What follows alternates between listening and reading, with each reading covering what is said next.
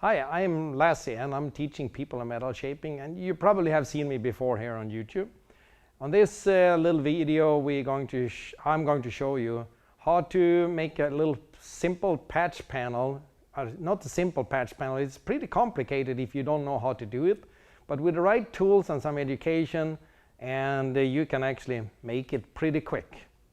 So this is just a scrap piece metal that I took that I had under the table, and I just trimmed it a little more with the electrical shear, and then I start making this piece.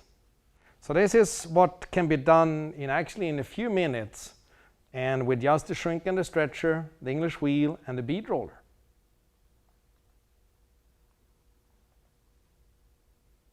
So what I'm going to do here on this piece here that I'm going to start with is I'm going to start shrink it. And I don't need to shrink it here where it's straight, because here I'm only going to be bent. So from where the curve starts and the curve finished, that's where I need to shrink it. So I'm going to the deep shrinker here, and I'm going to start one row all the way in that area where I would like to shrink it. Then I go a little deeper in like this, and I'm a little harder pressure on the edge and less pressure the further in I go.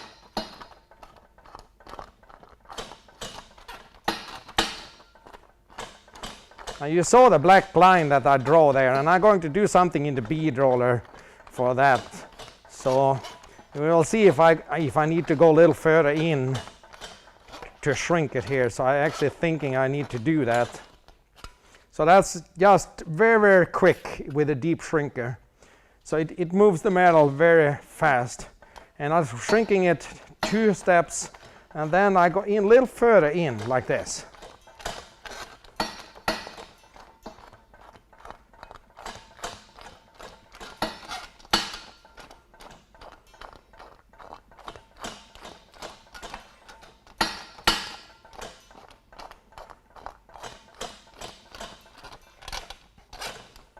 So the key here is to get the feeling for it that you have higher pressure on the edge and less the further in you go.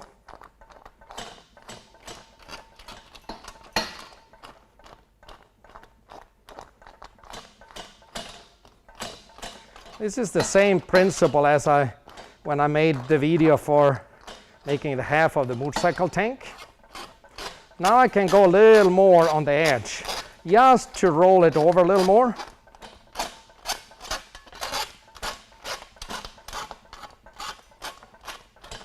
Like that. So what I'm going to do now, I'm going to go over to the English wheel, and I'm going to smooth this out, and then I'll roll this and roll this. Another thing also before I go over to the wheel is that when you're shrinking something like this, be very consistent with the shrinking, so it's more smooth from the beginning. So you don't have a little shrink here, a little there, a little. If it's lots of bubbles before, it's really difficult to get rid of it in the English wheel. So be more consistent with the shrinker from the beginning. So I'm over to the English wheel, and I'm going to use the third wheel. So I'm starting to roll this, and bend it. So I'm bending it down.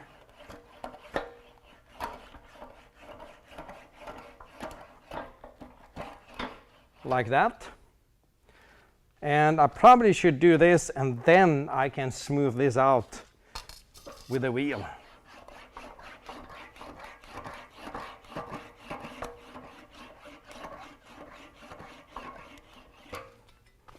So now I'm going to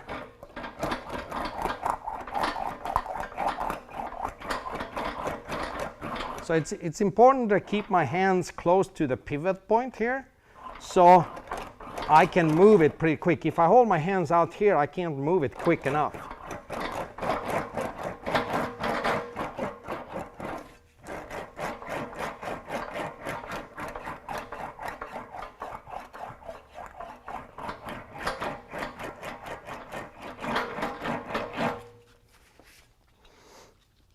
So here we can see how it looks like.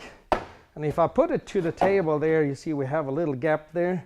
I might shrunk it too much, but I think I can just bend in this with my fingers. And now you see it's flat there. And I have a little bend to do on that side as well. So you see now the whole thing here is flat. And that's what I like to work on. If it's an area that I would like to have flat, I can do it that way. The next step here now is I'm going to go over to the stretcher and I'm going to stretch this way and open this up so we can flare this out here. And then after that I go over to the wheel and smooth that out, and then we go to the bead roller and make a reset there.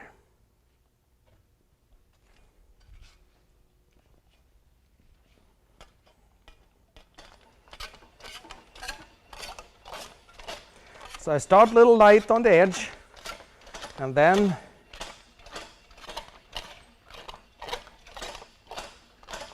you can see already now that when I open it up more on the edge and less the further in I go, it starts flare this way.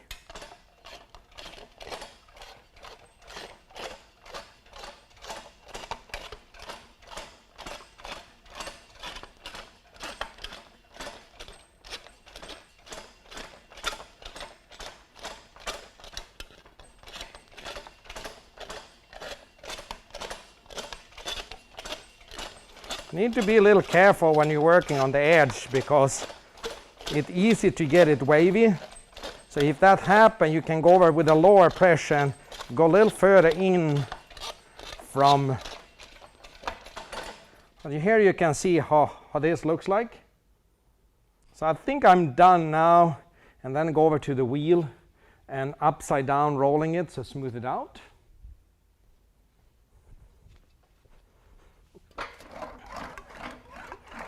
I'm over to the wheel and I'm rolling it upside down, and I can go over the edge here if I want, and I can actually stretch the edge a little there too.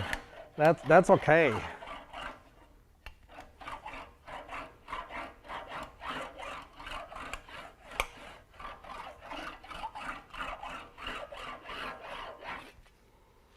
So there you see how the whole piece looks like. And in a few minutes you can make a very complicated piece. So what I'm going to do now, I'm going to go over to the bead roller and I'm going to make a reset there, down there, and see how that goes.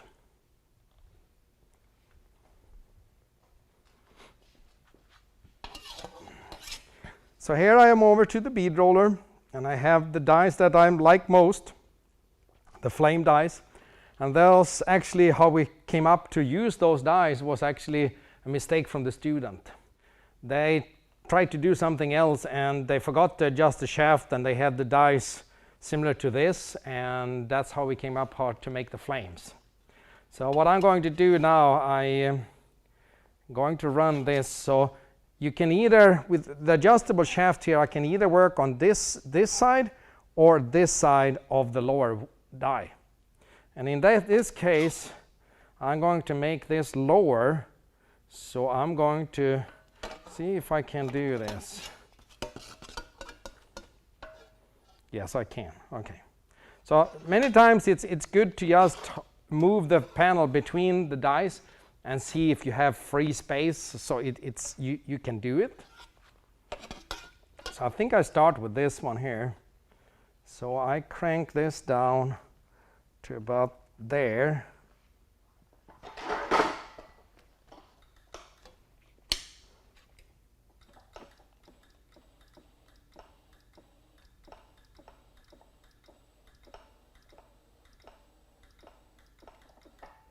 Like that.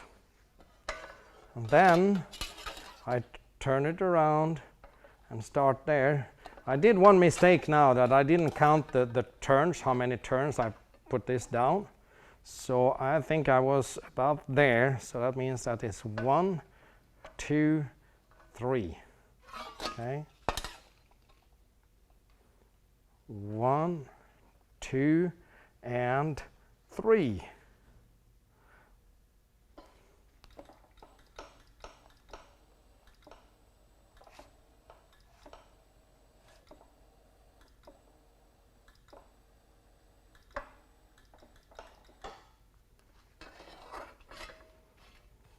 So there you see how it looks like. If this was a special piece for something on a patch panel for a car or so, if I want to have this a little more flat, then I should have stopped with the shrinking as I talked about from the beginning, and then I went in a little further in. But if I want this to be flat in the bottom there, I should have stopped with the shrinking on the line. So that's why it looks like they have a little hump there too. But this is just an example what can be done in a few minutes with good tools and some knowledge how to do it. And a good imagination too. So if you would like to have more information about what you can do in metal shaping, go to my website www.lazzemetalshaping.com.